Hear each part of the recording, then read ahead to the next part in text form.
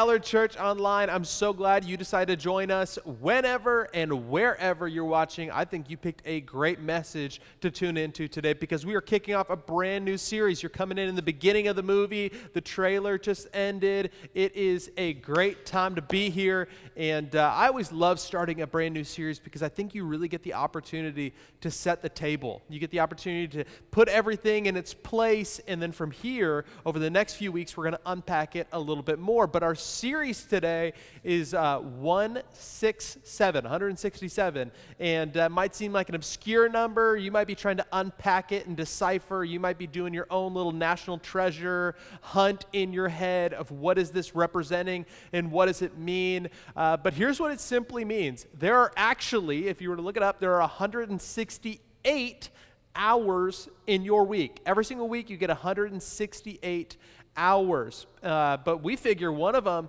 is spent at church. So what do you do with the other 167 hours? What do you do with the other 167 hours of your week? Because we believe, and I'm just going to get this out right away, that church and your faith should not be determined by what happens in a building, but really it happens so much more than that. That it's not just something we do here, it's something we live out outside of this room. Think about it this way. Most of your life as a follower of Jesus is played as an away game. It's played as an away game. We like to think here at Ballard Church, this is a place where you're going to be celebrated for your faith. You're going to be cheered on. We're going to try and encourage and inspire you to take a next step, regardless of what your next step might be. But here's what we know. As soon as you leave these walls, the cheering gets kind of silent.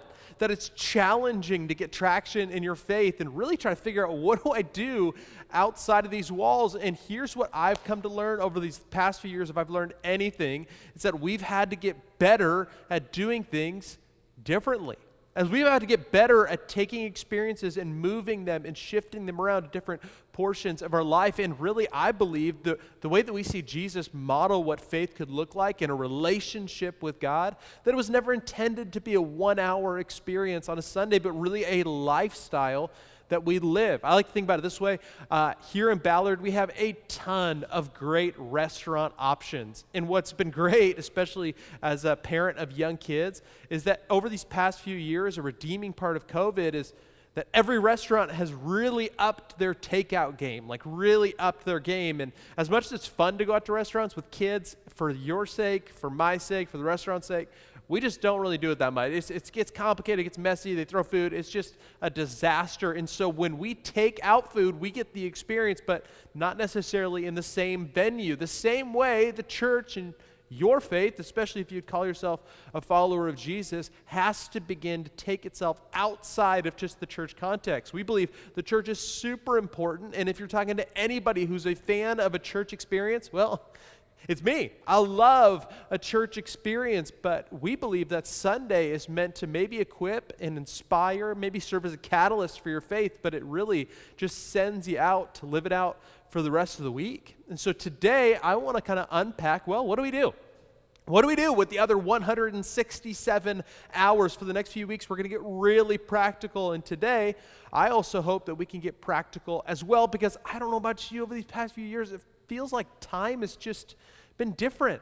Even for people who have taken way more laps around the sun than me, it just feels like time is either running really fast or really slow. At the moment that we're filming this, we're about at the 2-year mark, the 2-year anniversary of when we first kind of all heard the murmurs of COVID and stuff happening right here in the state of Washington, and kind of figuring out what next steps are and how we're going to respond. And 2 years has either felt for some like 2 months, or it's felt like 10 years. It's hard for us to get a grasp on it. It's made verses like this in the Bible seem so much more practical and real than ever before. What is your life? Well, you're a mist that appears for a little while and then vanishes. You just feels like you're here for a moment, then you're gone, but sometimes it lasts a long time and sometimes it runs so quickly. It feels like yesterday that we're in pre-COVID world, and now we're kind of lingering in the middle of it. If you talk to anybody who's at the later years of their life, or really kind of coming to the end of their life, you hear a lot about either moments of time that they loved and cherished, or moments of time they feel like they mishandled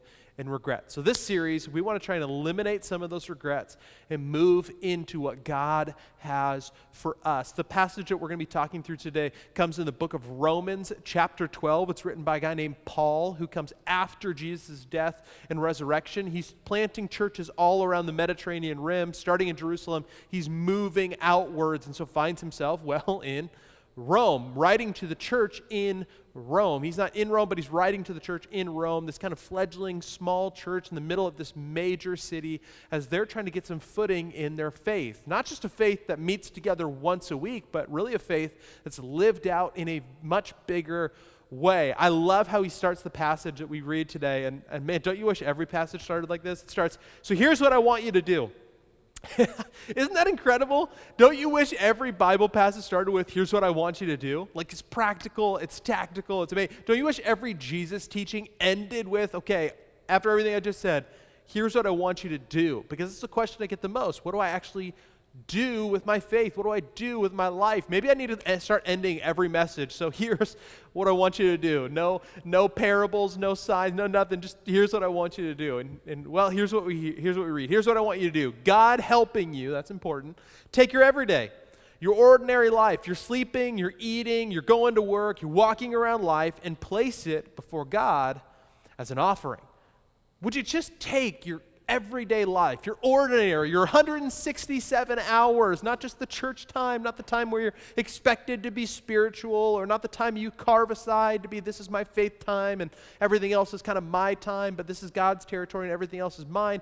Would you blend the two together? And it's going to take God's help, but would you take your ordinary, you're sleeping, you're eating, going to work, you're walking around life, and would you place it before God as an offering? Would you begin to take these moments that might seem insignificant and might seem small and begin to leverage them for what God is wanting to do in your life? I think if we can figure this out, it can be so significant, because what we expect to say is would you take your time and go to church? But it's not what the Bible verse says, especially on Christmas and Easter, right? Like, that's what you'd expect it to say, but I think it can be so much bigger. In fact, I think it can be so much better. If there's anything that we learn in this, and if you've ever been following Jesus for any amount of time now, you probably know this to be true as well. What we learn from this passage is that small intentional moments shape our faith in large ways. The small, intentional, seemingly insignificant moments begin to shape our faith in really large ways. It's the small things that end up having a large impact. This week, we were actually talking to a dear friend of ours. She's a little bit further ahead in life. She has older kids. We see her as kind of a mentor. And Jacqueline and I were speaking to her. It was amazing what she had to say. We were kind of talking, let's be honest, we were kind of venting about the situation in our home, because it feels like it was just kind of a mess, and every time we clean something up, our kids just come right behind us and build a new fort and make a new mess and smear avocado on something new, and we're telling her all these things, we're pointing things out, we're like, come on, I just cleaned up this pile of toys, and then Winter brought it back out and made a fort again, or she made a new store that she can sell things out of, and Capri, she's so sweet, but she had something on her hands, and you can see these like avocado marks on the curtain where she was playing peekaboo, and it's adorable, but man, it's just so frustrating to see. And I will never forget, I hope to never forget what she said to us in this moment. It's just an unbelievable change of perspective. She says, it sounds like every one of these messes is tied to an incredible memory. And it just stopped me in my tracks. I don't know what it was, but it's just so true that every mess was a memory. Every mess was a memory. And if you're looking at it, and sooner or later our kids are going to graduate, they're going to move out, God willing, go to a grade school, live the life that God has planned for them. And all we're going to be left with is the memories of these messes, these moments that we thought were so small but ended up being really significant. What if maybe the same thing was true for our faith? That yes, we look to church services as great pillar opportunities, and hopefully we can all tie a next step in our faith to maybe a worship song we heard, or a message, or a Bible verse. I don't know what it is, but what if our faith could be so much bigger? What if it could be constructed of the small things that seem insignificant and oftentimes can seem frustrating, but when we allow God to work in the midst of it, when we take our ordinary life and offer that to God as true worship, well then maybe something bigger can happen. I put it this way as we continue on in this translation. Here's what we see in Romans. Embracing what God does for you is just the best thing that you can do for him.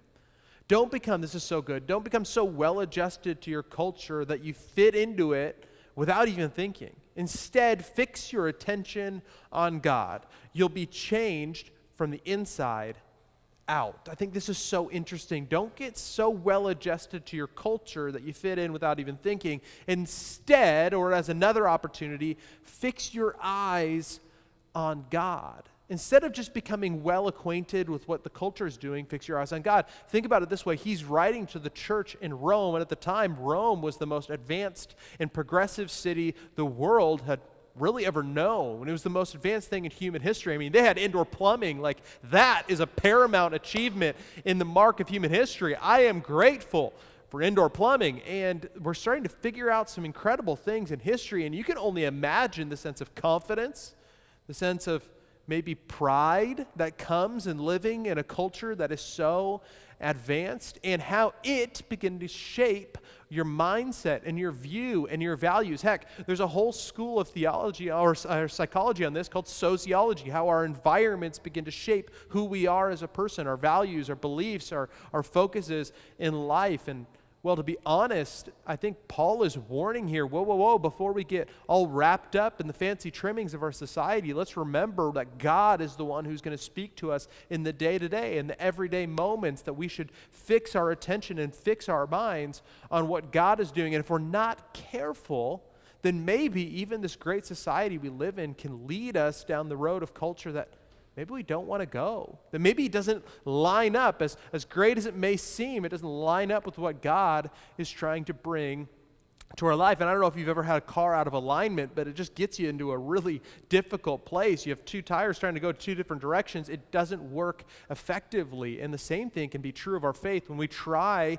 to line up with the goals and objectives of this culture, but at the same time line them up with Jesus' will, well, one alignment is eventually going to win out. So he says, fix your mind on what God is doing. The same thing that happened in Rome, I think we're very susceptible today here in the United States, that we would look to ourselves as a progressive and incredible culture, to which there are so many benefits, one of them being I can speak to you online. I mean, this is absolutely incredible, but at the same time, be wary, because our goal and our hope is to fix our hearts, fix our minds on what God would want to speak. And if we're not careful, just slowly over time, the rut of culture can take us in a direction we never wanted to go. I don't know if you've ever had the opportunity to go to the Grand Canyon before. It is absolutely amazing to see. It's this beautiful natural wonder. You see it in pictures and you think, yeah, I kind of get the gist, but you stand there and you just feel small in the world. I mean, this thing is monumental. It is absolutely unbelievable and astounding to be a part of. And then you learn a little bit about the history and the fact that the Colorado River just slowly over time eroded away what we now know to be as the Grand Canyon. It's just unbelievable to think about that it took 5 to 6 million years, experts believe, for this thing to just whittle its way into the canyon that we know today. If we're not careful with our faith, I believe that culture can slowly erode away the things that God has placed in our heart, the callings and the judgment calls that God has helped us to understand. And so if we just slowly let culture erode away, we can get ourselves into a dangerous place. So what do? What's the practical step? Well, we can redefine the win. Redefine the win, that it's not just what culture would say success is, but what is God calling me to do? How is God challenging me to love my neighbor, to love him and love people? I mean, what's my next step in my faith instead of just what's my next step at my job or my next step in my education? That God would bring something bigger to the table. And when I say a phrase like redefine the win, I know many of you leaders and drivers out there just think, wow, what a coward's way to change the goal when you feel like you're losing, right? Like if you just redefine the win, well, it's not the team with the most points that wins, it's everybody participated. And that's not what I'm saying. I'm not saying that we should just categorize a way of losing as winning. That's not what I'm saying. But when we line ourselves up with God's best, we truly believe that is the best for us. When we get ourselves in God's call for our life, we Live a life that flourishes. We understand that throughout the Bible. That is what God's call is to his people. As we continue, here's what we see. This is in the verse continues. Readily recognize what he wants from you and quickly respond to it.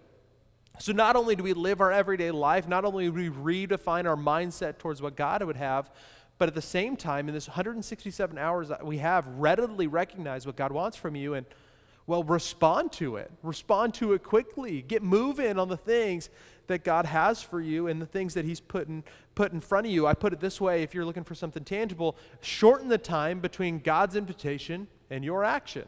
Shorten the time between God's invitation and your reaction. I know for some of you, you might think to yourself, I don't know what God is trying to speak into my life, but the opportunity that we have to really clearly identify and look for what God is trying to speak and then respond to it, even when it doesn't make sense, I think can speak volumes about our faith.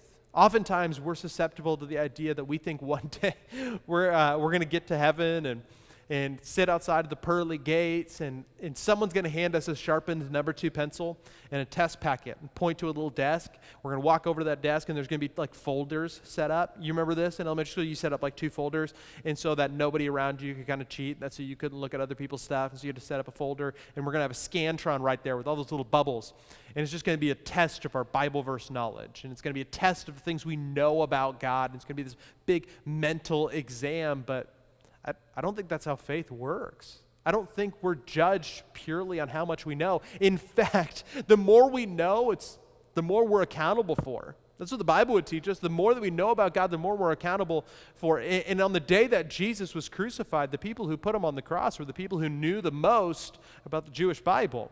So I wouldn't even say that head knowledge is necessarily the direction that we need to go. It's coupling head knowledge with obedience. The ability to follow God where he would want to lead, the ability to follow after him in everything that he would do. I mean, Noah built a boat, and no one really understood why. Peter got out of a boat and walked on water out of an act of obedience. Jesus said, let's feed these 5,000 people, and they thought, well, how are we going to do that? He said, whoa. Let's not get too much into the practicals. Just believe in me, trust in me, and obey with what's next. Oftentimes, we think the mark of spiritual maturity looks so much different, but really the mark of spiritual maturity is just how long it takes you to not just hear from God, but to respond to God's will. We think it's oftentimes how often you can hear from God, but really it's just the length of time it takes you to respond. And if you're curious on what God has for your tomorrows, if you're wondering, okay, God, what do you have for me in my head? Well, maybe you should start with his will for today. If you want to know what God's will is for tomorrow, which we all do, we all want to know what's ahead, what's around the corner. We want to take a peek in a place that we can't look ourselves. Well, maybe we should just start with God's will for today, and he will begin to reveal the path for tomorrow.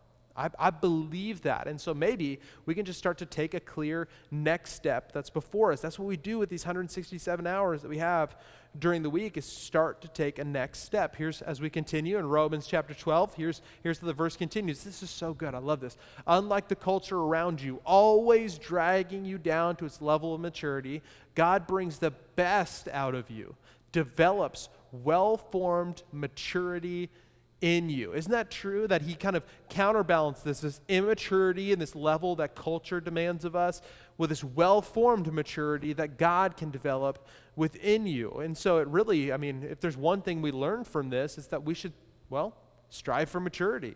Strive for maturity. It's the one thing that we want. It's the thing that we want for our kids. It's the thing we want for the people around us. It's the thing you want for your coworker. It's the thing you want for your boss. It's the thing you want for your neighbor when they won't clean up their yard. And then their expectations, their dog comes onto your yard and does its business on your yard, and you're thinking to yourself, no. You need to strive for maturity, neighbor. It's what we want for everyone around us, but it's also God's call for us is to strive to a level of maturity that he's put in front of us. And when we get this, when we start to understand this, I think it all kind of comes together in our final passage. And this is where the passage in Romans 12 kind of ends up. This is so great. Are you tired? You worn out? You burned out on religion? Come to me, get away with me, and you'll recover your life. I'll show you how to make real rest, or take real rest. Walk with me, work with me, watch how I do it. Learn the unforced rhythms of grace. Isn't that beautifully written? I won't lay anything heavy or ill-fitting on you. Keep company with me, and you'll learn to live freely and lightly. Isn't that beautiful? Like, you'll start to learn my unforced rhythms if you keep with me, if you stay in relationship with me. Again, not just on a one Sunday service thing or when I can tune in online. That's not what I'm talking about. But if you keep and maintain a relationship with God in all moments of your day, if you start and end, if in the middle moments and the difficulties, in the challenges and the triumphs, if you invite God into those moments, it's amazing to see how it could change your life. If you really want to know, like, hey, here's what you need to do. Here's what you need to do at the end of the day is keep God's company and learn his rhythms. That's your challenge as we start this conversation of what to do with the 167 hours outside of church is you keep God's company and learn his rhythms. Just try to discern what he's trying to do, because isn't it true you learn a ton about somebody when you live with them? Like, you can have dear friends, you can have close friends, but once they became a roommate, well, everything changed. Because, man, I didn't know you lived your life like this. I didn't know that's how you did the dishes. I didn't know that you loved to keep the dishes in the sink, but that's not considered actually doing the dishes. I didn't think you never vacuumed. I didn't think you left your bed like that. I didn't know this about you. I didn't know your habits. I didn't know your tics. I didn't know you snored until we live together, because there's a sense of intimacy that comes with that. But once you invite God into your life and start to learn his rhythms for your life, I mean, maybe you could find a freedom you never knew was possible, a peace you didn't think you could have. Maybe you could find a sense of joy, purpose, and calling that you didn't know. Maybe there's a freedom waiting for you that you didn't know was achievable, but until you keep God's company and you learn his unforced rhythms of grace. Remember, this whole passage started with, I'll share with you what to do, and the first thing was with God's help. With God's help, you do this whole list that's ahead of us. You begin to redefine the win, begin to grow in maturity. You begin to do all these things. You begin to lean into his company and his mindset. You begin to step back from culture some. You begin to change your mindset. I mean, all these things happen because we invite God's grace and peace to be with us, not just in one experience. I mean, what a hollow experience of what faith could be. It's not just a 1 hour thing. It's not confined to a space or a room. In fact, we call the church a building, but God called his church his people. You and I would make up his church, that he would not just dwell in a particular space. That's Old Testament thinking, where he used to meet people at a temple or a high place, but instead now he says, my spirit, my being will be with you until the end of the days. That his spirit will dwell within us, that we could have a type of relationship that's not just temporary or momentary, but instead is permanent and long-lasting. That we can be in God's company, that we can keep him close and learn his rhythms. What an unbelievable opportunity we have, that the creator of all things, that God would look to us and want that kind of relationship. That's what holds in the balance of 167 hours of our week. Heck, you might even include church too, and we get this opportunity to be in a relationship with God and change the way that we think. For the weeks to come, we're going to unpack this idea a lot more, but for today, I'd love to take the opportunity to pray for you. That maybe this might be brand new, an understanding of the way God works in your life, and maybe it just provides an opportunity or a context for new ways to take a next step in your faith. Let's pray together. Jesus, thank you for today. Thank you for everything you're speaking. Thank you for everything you're doing. And I just pray that your move and your goals for our life would be so much bigger than attendance. It's important. It's valuable. In fact, it's incredible for me. It's changed my life. But I think there's small moments along the way where you can speak large things into existence. The quiet moments of our life, our everyday walking around, eating, sleeping, going to work, life. Jesus, would you be a part of that? Would you be a part of all things? We invite you into it. Would you remind us, shake our minds to invite you in, to be cognizant of your arrival, Jesus, in all things, because it's so easy to get caught up in the rhythms that aren't yours. So today, would you speak clearly? In Jesus' name, amen and amen. Well, God bless you. I can't wait to continue this series with you next week. Have an absolutely incredible week. And if you haven't marked your calendars yet for Easter, I would recommend that you do that. We're going to have 2 services, one at 9:30, one at 11. If you're in the area, I would love to see you there and have you join us for Easter. If not, go ahead and fill out a Connect card online on our website to let us know that you're watching, and we'll make a donation to Charity Water in your honor. Anything that we can do to help facilitate and support and encourage your faith outside of just a quick message every week, we would love to be able to do it. So please fill out a Connect card, be in touch. We'd love to help you out however we can. God bless.